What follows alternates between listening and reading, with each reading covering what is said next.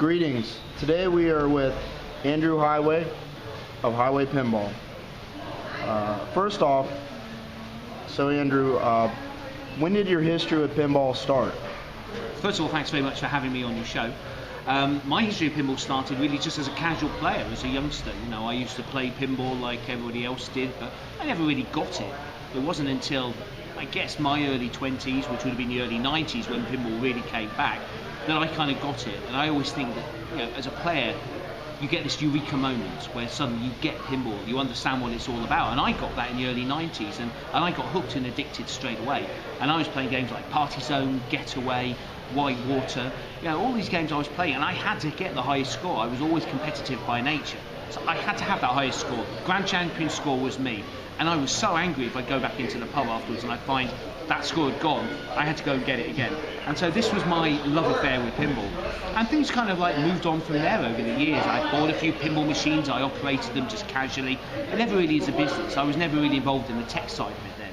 But then 14 years ago, I guess it was now, I moved over to Ireland, and for some reason I don't even know what sparked it. I thought to myself, you know, I need to get another couple of pinball games. I already had a roller games. I bought a roller games actually back in 1994 when it was only 5 years old, and I'd always had that over the years. It was the only constant in pinball in my life.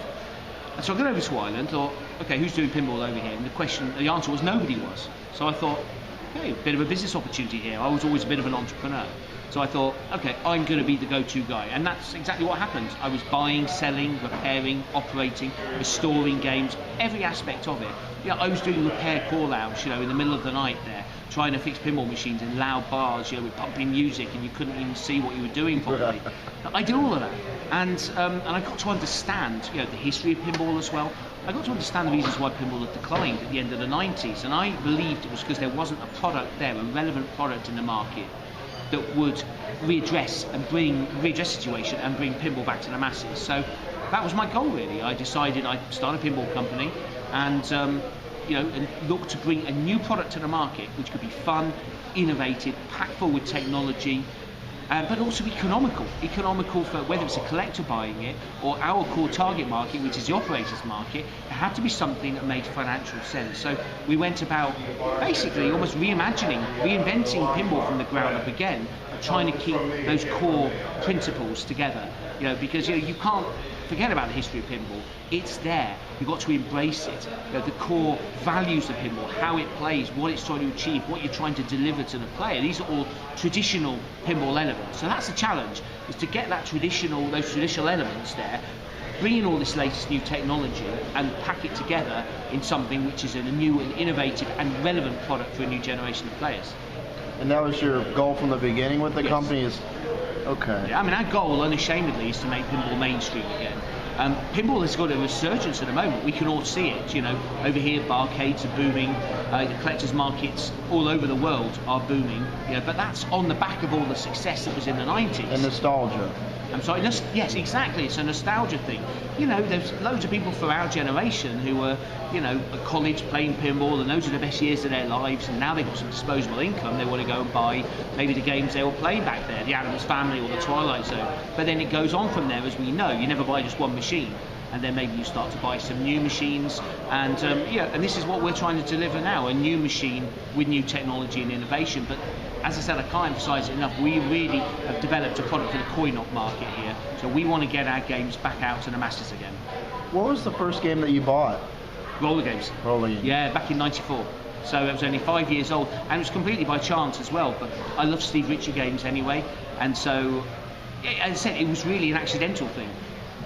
And what it was is because from 1990 to 1994, I've been playing all these games on site, and I went to a pinball dealer and I said, "What have you got?" And I didn't even give him a name, and he said, "Oh, okay, what kind of games do you like?" "I like fast games." He said, "I've got a game for you, and here it is, roller games." Oh, okay, and I played it. I thought, wow, this is pretty good. So I still love it today. I almost sold it a few times over the years. I'm glad I didn't, because that's never going anywhere now. a friend of mine has one of the nicest one in the world. Is it the one that's here in the show? Yes. It's amazing. Yes, he's won like best of shows. Like, yeah, it shows that you can take a game from the 80s, 90s, whatever, and make it modern. Yeah, and that's where I think, you know, a lot of people want that. A lot of people. That is a thing of beauty.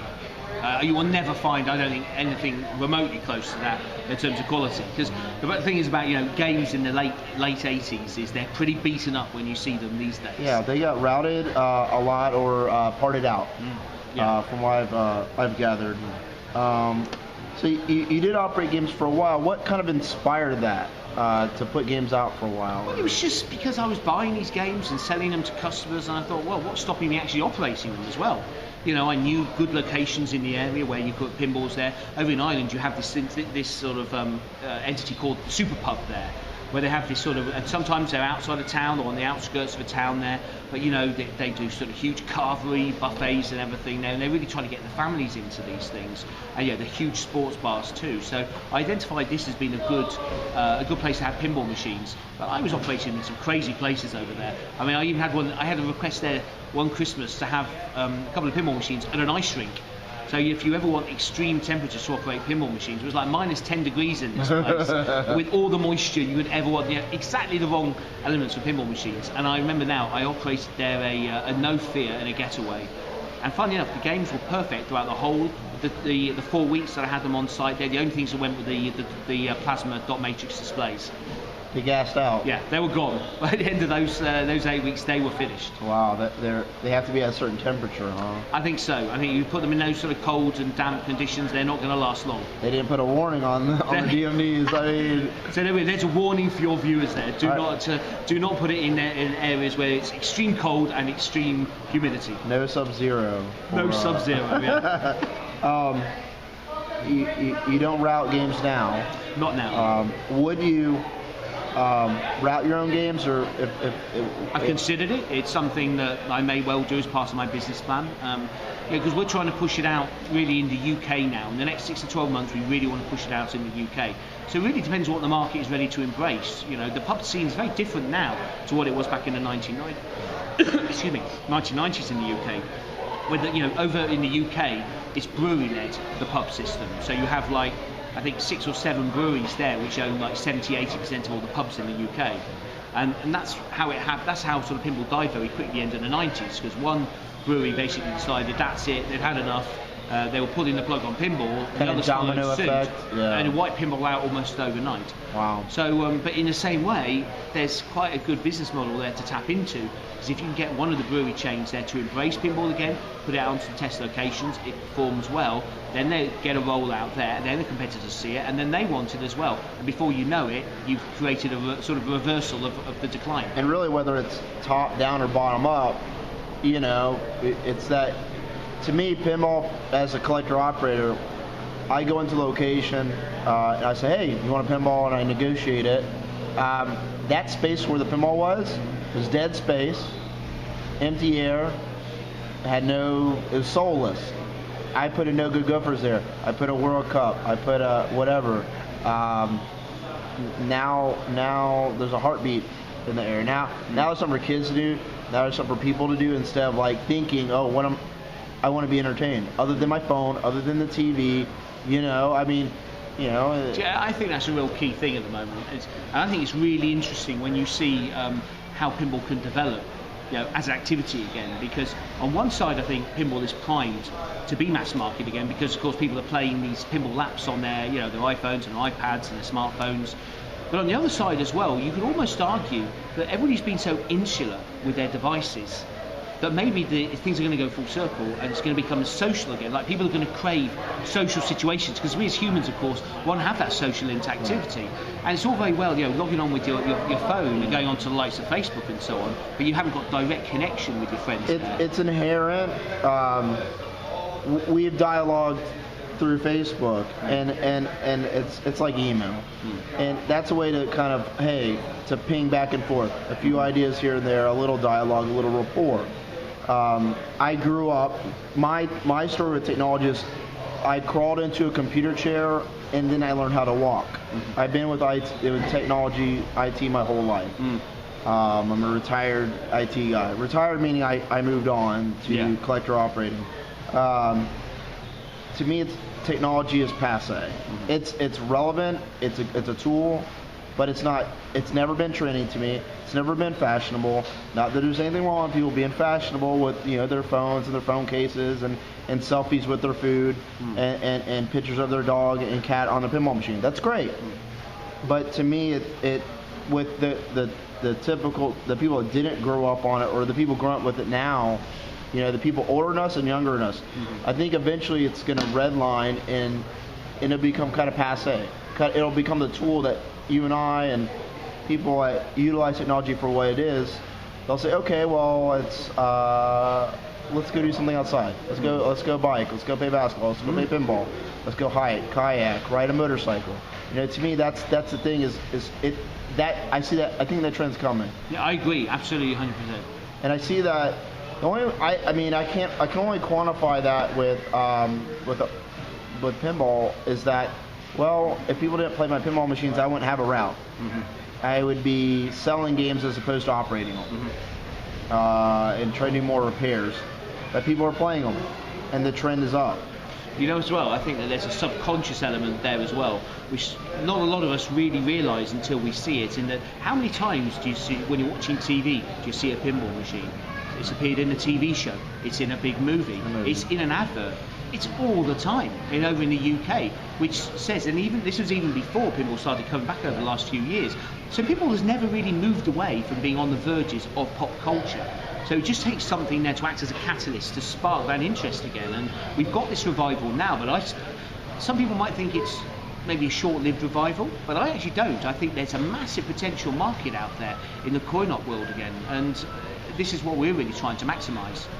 Because, there's the FECs, there's the traditional operators, there's collector operators, and they're going, each industry is going in segments going where it's going because they're doing what they're doing.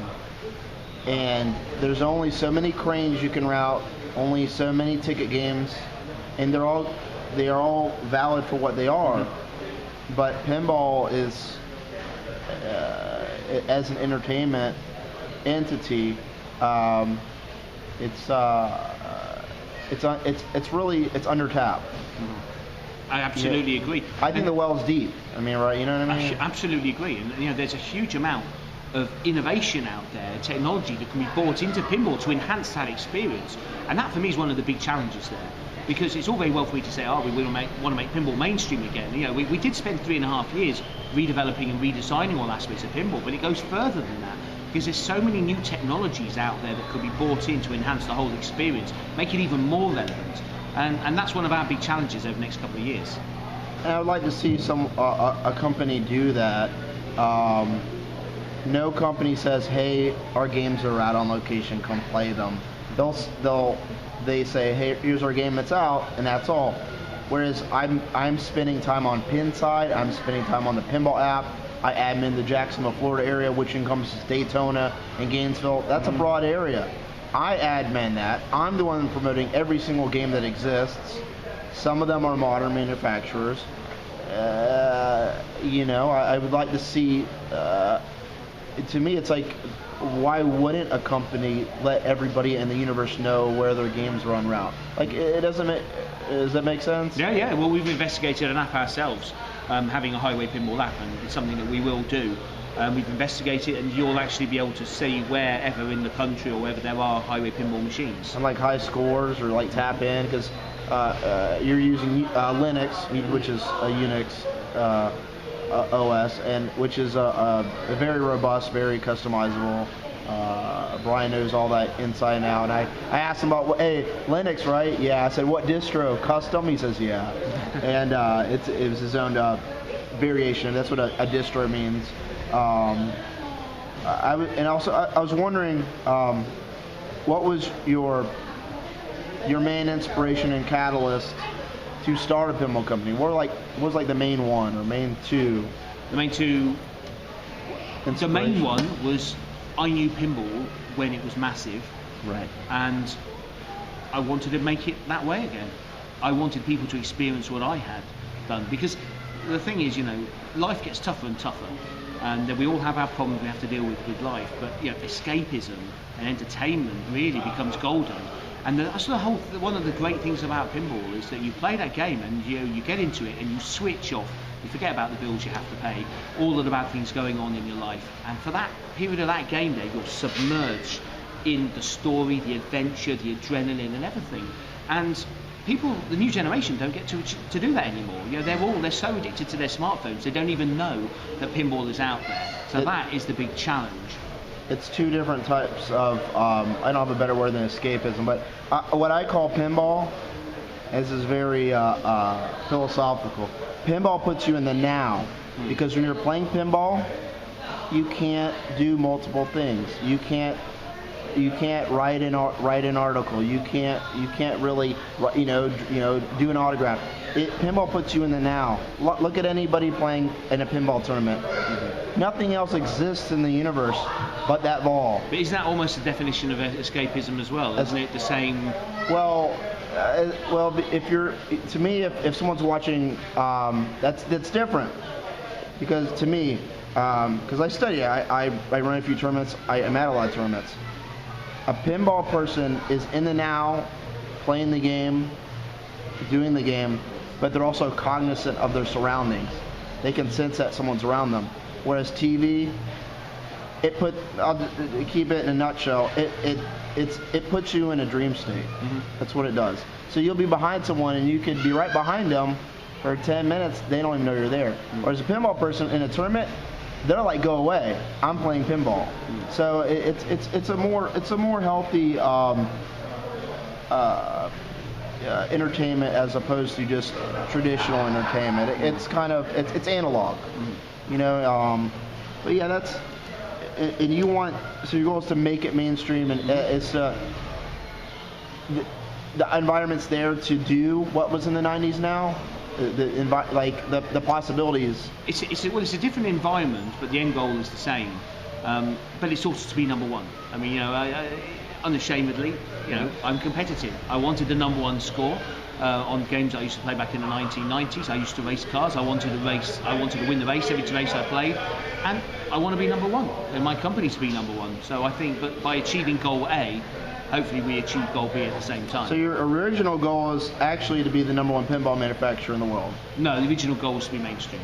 But to make it mainstream. But your ultimate goal... It's an instinct. It's a natural instinct of mine to be competitive and to try to be the best. You don't want to just exist, you want to be the best. Oh, exactly, yeah. Why play a game not for high scores, huh? Well, exactly, yeah. Why play a game for high scores? Why make pinball machines just to be another pinball manufacturing company? Why to be in the race just to say, oh, I was in the race? Yeah, there's no point in that. That's pointless? Yeah, that's pointless. I was wondering, what lessons did you learn in the process of forming and developing and producing your first game? What were like the big lessons to learn? That it's incredibly difficult. I know it's an old cliche. Yeah. It's incredibly difficult to start a pinball manufacturing company, and it is. The one thing that I realised, and we didn't go about this in the easy way, because we went about redesigning and reimagining. So from the ground up, every single thing we looked at the thing, is this relevant? Can we improve it? No, we move on. Yes, let's go redesign it. And that's every part of the pinball machine. And so for 3.5 years, I always liken this as being a marathon where you're taking baby steps in a marathon. So every day, every week, I could see the little bit of progress, but it was a minute bit of progress. I knew it was sometimes you think, the goal's over there, and here I am over here, and here we are over here. So you just have to play the long game there. It's very unglamorous what you're doing. It's a lot of hard work. There's a lot of long hours. And you're working in an environment where you don't have monies coming in. You're not actively selling your products there. So you have those pressures to contend with as well. So I think it's relatively straightforward to build a pinball machine, to design and build a pinball machine. And there's a lot of people who've got some great tables out there, whether you want to call them hobbyist tables. There's some very talented potential designers there. But to get from having a pinball machine to making one pinball machine, even making 3 or 4 pinball machines. Even one, yeah. But then making 20, 25, 100, 200. And that's exactly where we are at the moment now. In that we've made games, and we've made a run of games, but we're now gearing up for mass market production. And that's probably our biggest and our last step now, because you have to deal with all the suppliers there, the supply chain, the quality control, you know, the staffing issues. You know, you have to deal with everything there. But you know, we're nearly there now. We're very, very close. So it's great to be where we are now compared to where we were before. And from your presentation, you do many things in-house. Yes, and more and more. I don't even rule out doing metal fabrication in-house in the future. We're not going to do that. There's no immediate plans to do that. I wouldn't rule anything out because, you know, one thing it's taught me is it's very difficult dealing with suppliers because, you know, we're the first ever UK manufacturer of pinball machines. There's nobody that supply anything in the UK for pinball machines. No parts. Anything. Sorry, no. What I mean is there's nobody traditionally you can go to and say, oh, you guys make Playfields or you guys make plastics. It's right. This is what we need. This is how to go and make it. Please go ahead and make it to this quality and this specification. So these people are specialists in their fields, but they're not specialists in pinball. So that's a huge challenge. And you know, you get parts in, and you know, you get 100 of this come in, and then the holes are too small. You've got to drill them out, or the brackets are wrong, or this and this. A million things that can go wrong, and we've had to deal with all of these things too. So yes, this is a big motivating factor in trying to bring as much in-house as possible, so we can, you know, keep a close eye on the quality first of all, but secondly, be able to keep our costs down. And that's really a key thing, because for us to be able to compete with our competitors, truly, and to be able to offer our products, quality products at a good price, you have to examine things like making things in-house yourself. And so that's where we're at. You know, the easy solution might be just to go over China, try and get everything made over in China, but then, you know, I question whether that is a good move, because you've got the quality control aspect of it. I'm not saying they can't make quality products, of course they can, but they can also make some really bad products there too. And the last thing you want is to be packing a container load of stuff, waiting 6 weeks for it to arrive on your doorstep, opening it, and find a whole barrage of things that are wrong with these products. You can't get that time back. You can't get it back. And that isn't another key thing. Time is such a factor here. You know, everybody wants their games tomorrow because it's an emotive thing. You know, they've ordered, they want their games, and I completely get that. But you know, suppliers don't get that. You know, you're working to their schedules. That's another key thing with suppliers as well, is that you're working to their schedules. Right. You know, you're not their only customer. And I've had this before. For example, I find a company that could do the board guides perfectly. So that's it. They prototype the board guides for a game, come back, really happy with that. You go back to them, right, let's get 100 sets of this made. Oh, it's going to be 8 weeks before we can make your products because we've got a big order come in and we can't. So what do you do then? You've got to go back to somebody else, go through the whole prototype process again and hope that their schedule doesn't fill up. Wow. It's rubbish, really. And it's one of the most frustrating aspects of a business, and I'm sure our competitors find that as well. So the answer is to try to do as much in-house as possible. Because with everybody that's ever made pinballs, nothing's static. So you might have a manufacturer for a year, 10 years, and then, hey, sorry, we're closed tomorrow. We're done. Yeah, so that's the logistics of it. I heard a story that WMS, Bally Williams, in the 90s used to have this policy whereby they would have 2 suppliers for every part, and they would play them off against each other, and the criteria was you deliver on time and you deliver on budget. And if you don't, your competitor goes and gets the business instead. And I think there's a lot to be learned from that, and I think it's a very good approach.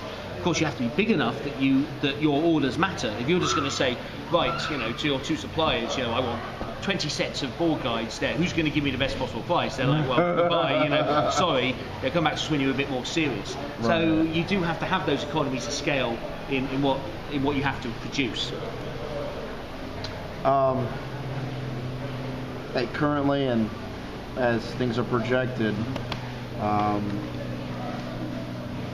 how prepared is Heighway Pinball, you believe, to be able to navigate the current pinball sales market, seeing that each title will vary, no matter what the title is, in the timing of the release of the title, sales vary. How do you kind of fit that in? I think you've just got to try to keep your finger on the pulse, really, with the titles you're going to be bringing out. I mean, you know, we've recognised that we need to address different markets with our products there. You know, Full Throttle, it's our own license. I keep saying that. It's our own intellectual property. But the reason why we chose that is because it has a lot of the key ingredients for, call it, a 15 to 60-year-old male demographic. It's a pretty broad, target audience there, and it's, It's risk, reward, adrenaline, money. It's get the girl. It's all of these things, packaged together for that demographic there. But our next game, ALIEN Pinball, is a different demographic. Our game 3 is absolutely a different demographic. And we want to try to touch on all these different demographics. At some stage soon, we're going to be doing a family-orientated pin. Another stage, we just got different demographic. I think that's important to try to stay current for people, for the market. I think it's admirable to go, full throttle, and pun intended. You said earlier, you like that, you used to do like motorsports and things like that. And in pinball, there's stop and go and fast games. There's flow games, and licenses have a big plus side, risk reward to have a license. But I think there is a good upside in having your own brand and license. Now it's a brand. You have created a license, a brand, which can be sub-branded, sub-licensed. So you're not just. It's not really. Oh, it's a non-license. So it is a license. It's you originated it. So really, you're building something from day one, as opposed to. It's not filler. It's every game that's made. Many games that we cherish from the '90s, they say, well, it's not a brand. Funhouse, it's not a brand. Everybody knows who Rudy is. Yeah. Every single person knows who Rudy is. It might not have started off as a brand, but it became a brand. Right. And so I think that's really cool. Mrs. Strump, with something you're passionate about, that, motorsports is a good brand. And that being out, people will find it through it being motorsports. I was wondering that, considering the history of the last Playfield swap system that existed, which was Pinball 2000, what makes the Heighway pinball system more like viable as a system? And I was wondering, what is the upside for operators, and then as collectors, what are the upsides of this type of system? Well, I think it's important to understand what the system, the Pinball 2000 system, was. And some people say it was a game swap system. There's an argument to say that it was actually a game upgrade system and not a swap system.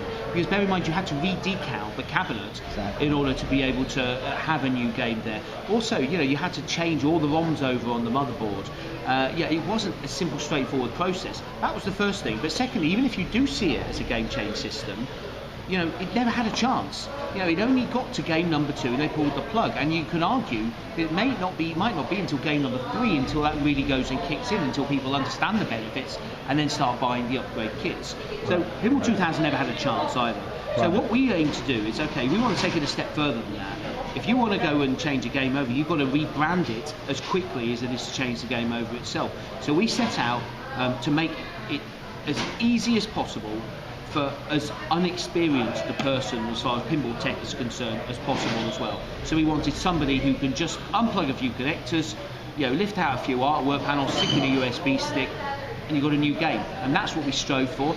And I think we achieved that, because we did, if you see on our YouTube channel, I think you've seen the video where we did the Playfield swap. So we were there with a camera and was like, okay, well, we'll do a first run and we'll see how we get on. We were expecting maybe to do 5-6 runs and show it, but we did it, and he casually went about his business. One guy did it, everything. 3 minutes 20 seconds later, from having one game switched on and booted, switching it off, to having the second game installed, booted, it was 3 minutes 20 seconds. So no need for a second cut then, we'll just use that. Yeah, that's and one thing that I see, one real upside for having a system of this nature is that a game, no matter how great the theme is and relevant and associated a game is with a location, it's it's always behooves an operator to refresh it. Absolutely. Always. Yeah. You know what? Even back in the 90s, when I was playing, as I said earlier on, I was playing in this local pub after work. They were changing the games every 4 weeks back then. Wow. Yeah, which is insane when you think about it. But you had like two or three manufacturers at the time there bringing out all these games, and they were just changing all the time. Is that part of the selling factor to operators? This stops you from having to move games around. Exactly. Yeah. Real estate is valuable. It is valuable, and we all know as operators how difficult it is changing games over. It's a real pain in the neck. You've got to have a van to be able to move the stuff around. You've got to really have something there, like a hydraulic table, take it off its feet, get the back box down, tie it down. Oh, did I take the balls out? Oh, did I go and secure the power cord? All of these things there. Then take it maybe upstairs, downstairs, into the van. Anything can happen. Anything can happen, and normally does at some point. Eventually. So by having our system, you don't even need to go around in a van. You can just like have your Playfield upgrade kit in the back of your car, your saloon, your sedan, whatever. Take it there. Just take the box in. It's about a third of the weight, and it's so much easier to change a game out. And so, how do you store the Playfield? Well, the upgrade kit comes in its own wooden crate. Okay. So you can take that one out, install it, put the old one back in, shut the cover. Nobody wants to install a dusty Playfield in 4 weeks' time. Store it underneath the pinball machine, put it in your garage. It's funny, I even heard one person suggest a while back you should have like this rotisserie, a Playfield, Heighway Pinball Playfield rotisserie.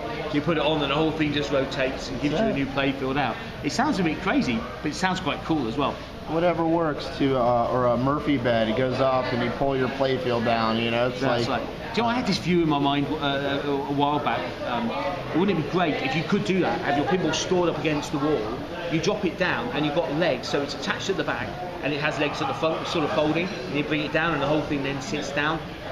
So if anybody patents this, you owe us money, because it'll go back and then up. Yeah. So all right, you owe us money. This is documented. That's a good idea. In the presentation we're at Free Play Florida this weekend in sunny Florida.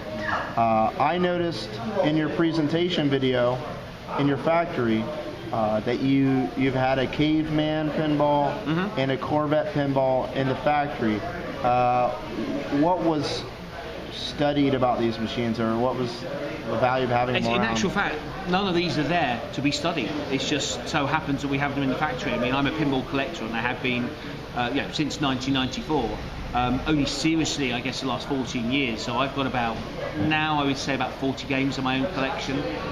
So it just so happens that a lot of my collection is at the factory, and some of the other guys in the factory, they also have games there too. So it's just the way it is, really. So there's no other reason for it. It's not a research and development thing. It's just that's where we keep our games. I just thought they were really cool because I've seen a caveman once in my life, and it has the video screen. I actually own two cavemans. Wow. Yeah. You're the only person in the world that does. I know. I guess I might be. It's a neat game. It's a fun game. It's something different. And yours works. That's the difference, right? Well, one does, one doesn't. So I have one working caveman. That's the nature of caveman. And Corvette's fast game. Yeah, that's Corvette. Yeah, actually belongs to Martin Ayub, funny enough. Yeah. We were talking about him earlier. Tell him I said hey. I will do that. And did you ever operate a Corvette? No, I never operated a Corvette. I actually never owned one. It's one of the few games I never owned. I think as a pinball dealer, I had about 400 games pass through my hands over the 7-8 years I was actively dealing. So, but no, never had a Corvette come through my hands. Would you? A pinball machine is something that many people can't buy outright. A lot of people can, but a lot of people can't. And a lot of people, their interest level's high enough in a pinball machine, no matter what the price point is, if they could finance it. Is Heighway looking to ever offer a financing option of any sorts? We actually do that in the UK at the moment. We work with a finance company, and they basically they will provide the finance for a game over a 3, 4, 5 year period. I can actually see it going a step further than that, because our system is such that you buy the whole unit and you can swap the games over. You can actually buy a cabinet unit from us and a game upgrade unit from us, and you just save money when you buy them together. So you could have a situation where you finance the hardware, as in the cabinet, pay for that over 3 or 4 years, and then buy the Playfield kits, the game kits, and even have them self-financing by buying them, selling them, buying the next game, selling them. It could become a self-financing initiative. Plus, the process of financing anything, car, game, house, whatever, it also ups your credit. Yeah, that's true. So it's a win-win for everybody. That's right. Yeah, finance one pinball machine. In a few years, you could be financing 5 or 10 of them. And you up your credit level. Win-win for everyone. So do you envision that your games will be doing online social media connectivity Correct, in yes. the future? Absolutely. It's part of our business plan. And that you brought the app, I think that's a great idea. Essentially, what you'll be able to do is create a player profile online. You'll be able to take your smartphone into one of our games in the future, and it will identify you by whatever means, probably something like NFC, near field communications, and say, welcome Andrew, would you like to play a game? You can already have maybe bought some credits with PayPal, with WorldPay, something like that. And so one of the first options when you play the game is you want to use some of your credits. So you don't even need to have cash in your pocket. So you play your game, then automatically your game can get uploaded to local, regional, national, even global high score tables, but also to the likes of Facebook and Twitter as well. So they can say, Andrew's playing full throttle at the Dog and Gun in London, and other people say, I'm going to go and try and beat that score. Yeah, if it popped up a status, then it might bring people to compete. It might, again, with the whole tournament thing, you can say, hey, online, Full Throttle is at IFPA sanctioned pinball tournament. Come play it. So it's a win-win. You get to play Full Throttle or Aliens or whatever's coming out, and then you're in an IFPA tournament. Again, that's never happened. It's just things like that that haven't happened yet, and that when they happen, then it doesn't become this wild goose chase to try to find certain games to play. Because I've wanted to play certain games. I've had a quest for them, and stumbled on them to play them on route. So is Iron Maiden a game that you guys have looked into getting the license for? I can't comment on specific licenses, but what I can say is that we're looking to bring the best games out that we can, and that means going after the best licenses. Would that be a cool theme for pinball? You think it could translate to pinball? Specifically Iron Maiden, or just music? Iron Maiden. Of course, they're one of the biggest bands on the planet, aren't they? It would be, from anybody's, I guess, top 5, top 10 games, music games they'd want to see, Iron Maiden would be in there. So would it make a great pinball game? I'm sure it would. Yeah, it'd have to have the right platform, because Eddie has to really be showcased many different ways. And lastly, where do you see the trending of pinball right now and the future of pinball, in a nutshell? I sort of predicted last year where I thought pinball would be this time this year, and I think I pretty much got it right. And I think where pinball can be in 12 months' time, I think it's going to continue to grow, and but I do think that the marketplace, I think it's going to be very different in a year's time as well. I think there's still more consolidation in the pinball industry to come. I think you have big manufacturers, you have the boutique manufacturers, and I think there'll be more consolidation there before we get to this sort of critical mass point where there are a number of serious players in the market. So I think that's what's going to happen. I think that there'll be a lot of growth over the next year, and I hope that our goal is achieved in the next 12 to 18 months. In a nutshell, do you see that the metaphor of the tide moves all boats? Is that kind of where we're at with pinball? In a way, competition is good. It's everybody needs to up their game. We can't have. I think Stern would probably admit that they maybe suffered for 11 years because they were the only horse in town. They were the only horse in the race, and I think that they would probably be the first to admit that if they had other competitors at the time there, then it would have pushed them. And I think any company that thinks that if they had a monopoly, everything is going to be wonderful, I think is mistaken there. You've got to have somebody else to push you there. So I think it's very good that there are a number of big players in the market now over the next 12 months. And yes, I guess everybody will benefit from that to a degree. What I would say is that we've designed our system in such a way that I think we have a very different business model from our competitors, and I hope that is what will drive us to the success that we strive for. So everybody, respectively, can have a bright future in pinball. I believe so, absolutely. And while doing their own thing, having their own different customers, their own different markets. I think there's still massive potential growth there in the marketplace, particularly in the coin-op sector, but the collector's market too. I mean, when you think just how many machines there were back in the 1990s, 53,000 units on average every year, peaking at over 100,000 units globally in the early 90s on 2 consecutive years. When you look at those figures there, everybody was playing pinball.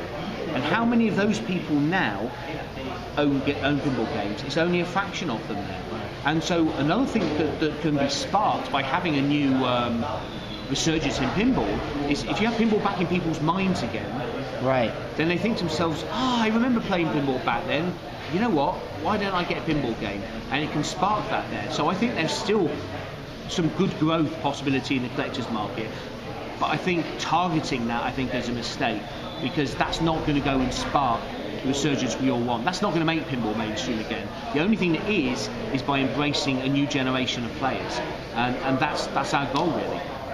Yeah, it's the demographics. I would say the demographics of it, and economically speaking, a lot of people have second car, second house, 50 TVs in their house, 20 phones. I mean, you figure the speech, but and what at that point, why not a pinball machine? Mm-hmm. A lot of people have the multi-cades or arcade games. They're in arcades. Once someone knows that they can buy one, or they can picture one in their house in their life, that to me is the X factor. Agreed. How do you get to there? But how about if you take it a step further than that and say, well, in actual fact, you don't have to spend a fortune to get new games all the time. If there's a company that has a system whereby you can just buy upgrade kits and still have the latest games and do it in a trouble-free, in a hassle-free way, at a fraction of the cost, surely that's got the key elements there to spark a resurgence in its own right. And theme is big in pinball. Theme is big in everything. Mm-hmm. Everything is branding. Yeah. Everything. You're, from what I can tell, doing themes that other people have not. Mm-hmm. That if you had not done them, or aren't doing them, may not ever have been done. Yeah. It's possible. Yeah. It's perspective that way, seeing that modern games are modern themes. Mm-hmm. Modern games are modern brands. Mm-hmm. And to me, a good brand is kind of immortal. Mm-hmm. It kind of lives on forever. Yeah, it's true. Do you have any final words for the viewers, for the pinball people, the prospective pinball people? Only that I think it's a very exciting time for pinball, and I think that the next 12 to 18 months is going to be pivotal, I think, in the history of pinball again. I think the companies are going to get stronger and stronger. There's going to be better and better games out there, and we want to be a big part of that. So I want to thank you for having me on your show, and it's been a huge privilege for me to be here. And we always welcome any comments from anybody. So if anybody wants to contact us direct, make suggestions, make comments, let us know if we're doing things right or wrong. We're here to listen. We can only be the successful company we want to be by embracing people's opinions and their feedback. So again, I'd just like to say thank you for having me on your show. Thank you very much. I enjoyed Full Throttle. It's one of the fastest wide bodies ever, and it's a blast. Everybody go play it, and the future looks bright for pinball. Absolutely. Thank you very much. Thank you.